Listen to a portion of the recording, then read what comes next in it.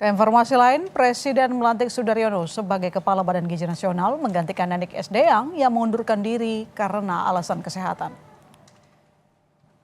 Sudaryono dilantik sebagai Kepala Badan Gizi Nasional hari ini setelah Presiden menerima surat pengunduran diri dari Nanik Sdang. Sebelumnya, Istana menyebut penunjukan Sudaryono sebagai Kepala BGN masih sejalan dengan pengalamannya bertugas sebagai Wakil Menteri Pertanian. Sudaryono juga menyebut pengalamannya selama di Kementerian Pertanian bisa digunakan untuk menyelesaikan sejumlah masalah di Badan Gizi Nasional. Ia pun menegaskan akan terbuka terhadap seluruh masukan dari berbagai pihak terkait pelaksanaan Badan Gizi Nasional. Lebih banyak mendengar, ingin kemudian lebih banyak menerima masukan dari semua. Ada barangkali ditemukan hal-hal yang janggal, ada ide-ide baru dan lain-lain, kami siap untuk menerima masukan dan menjadi bahan pertimbangan untuk kami mengambil sebuah keputusan. Bapak Ibu semua yang saya hormati, ini adalah tugas berat, anggarannya besar, grande, seluruh Indonesia, dan ini adalah program Bapak Presiden menyangkut demokrasi atau demokratisasi gizi ke seluruh anak kita. Istana resmi menerima surat pengunduran diri Nanik Sdang dari Kepala Badan Gizi Nasional. Istana menyebut alasan pengunduran diri murni karena kondisi kesehatan yang memerlukan penanganan dan tidak memungkinkan Nanik melanjutkan tugas memimpin BGN. Nanik memilih melepas jabatannya untuk fokus menjalani pemulihan kesehatan. Deputi Bidang Kemitraan dan Hubungan Media Badan Komunikasi Pemerintah Kurnia Ramadhan menyebut pengunduran diri Nanik Sdang tidak terkait proses penyidikan kasus korupsi MBG yang sedang dilakukan Kejagung.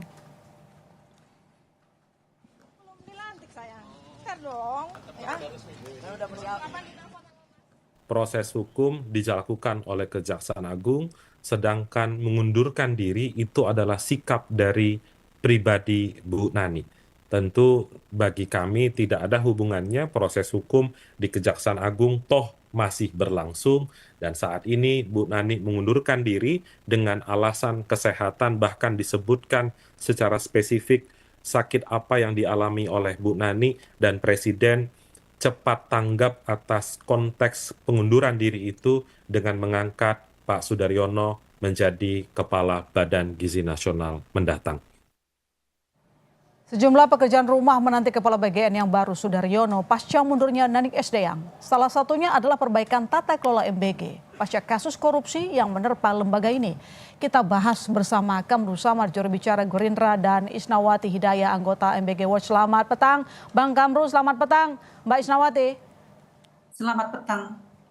Oke, saya ke Mbak Isna dulu. Mbak Isna, setelah 45 hari menjabat sebagai Kepala BGN, Ibu Nani mundur. Jadi digantikan oleh Sudaryono yang sebelumnya menjabat sebagai Wamentan dan merupakan orang dekat dari Presiden Prabowo. Anda melihat, Anda optimis bahwa akan ada pembenahan yang optimal di BGN? Tidak, kami merasa sangat pesimis ya Mbak ya. Karena kami melihat bahwa keputusan ini adalah keputusan paling buruk yang diambil oleh Bapak Presiden Prabowo selama implementasi dari MBG. Karena polanya itu sama ya, yang dipilih adalah Bapak Sudaryono. Masyarakat harus tahu siapa beliau. Beliau adalah Wamen, beliau juga menjabat sebagai Komisaris Utama Pupuk Indonesia, dan juga beliau merupakan memiliki jaringan bisnis dan media ya yang sangat luas seperti itu. Jadi kita lihat bagaimana rangkap jabatan ini dan dekat secara politik dengan Bapak Presiden, menjabat di program yang sangat krusial dan strategis dengan anggaran yang begitu besar seperti BGN ini begitu. Dan polanya itu sama ya, dan tidak belajar dari kesalahan masa lalu. Itulah kenapa kami menyebutnya sebagai tidak belajar atau keputusan terburuk begitu. Karena yang pertama, pemilihan Dadan Hidayana tidak berdasarkan meritokrasi atau kepakarannya begitu, dan itu ada dugaan korupsi yang melilit beliau begitu. Dan kemudian ada Nanik Sdang, meskipun beliau saat ini mengundurkan diri, tapi faktanya beliau gagal melakukan evaluasi dan audit selama libur sekolah setelah menyebabkan banyak sekali polemik, SPPG yang ditutup selama 2 minggu tapi tanpa tangible output seperti itu. Iya. Dan sekarang Mbak Sudaryono seperti itu. Oke, Bang Kamru, tadi Mbak Isna mengatakan bahwa tidak optimis akan ada perbaikan setelah Bang Sudaryono menjabat sebagai Kepala BGN. Jawaban Anda?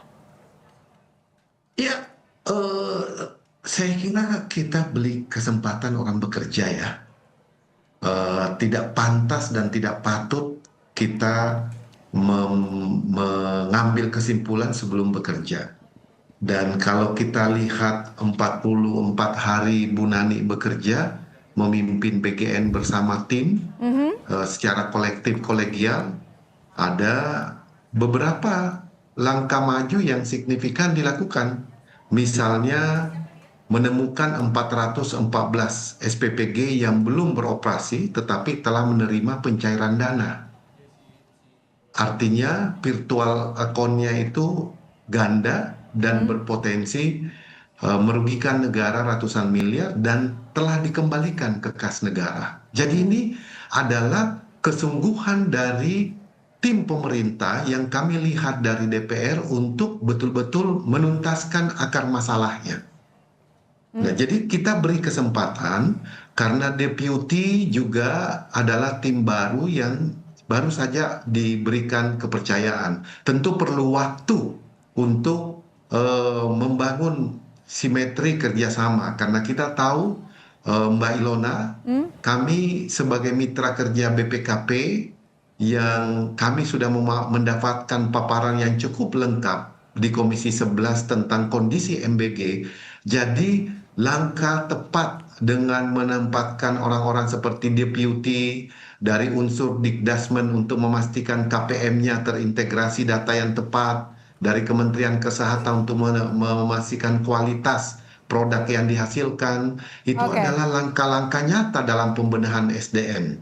Begitu Mbak Ilona. Oke, terkait dengan pembenahan SDM Bang Kamru, apakah mungkin ada alasan lain kenapa Ibu Nani mundur dari Kepala BGN? Karena setelah mundur dia dipilih, diangkat jadi Ketua Dewas BGN. Kemudian juga ada pemilihan 5 pejabat baru BGN. Nanti dijawab Bang, kami segera kembali saudara, tetap di Kompas Petang.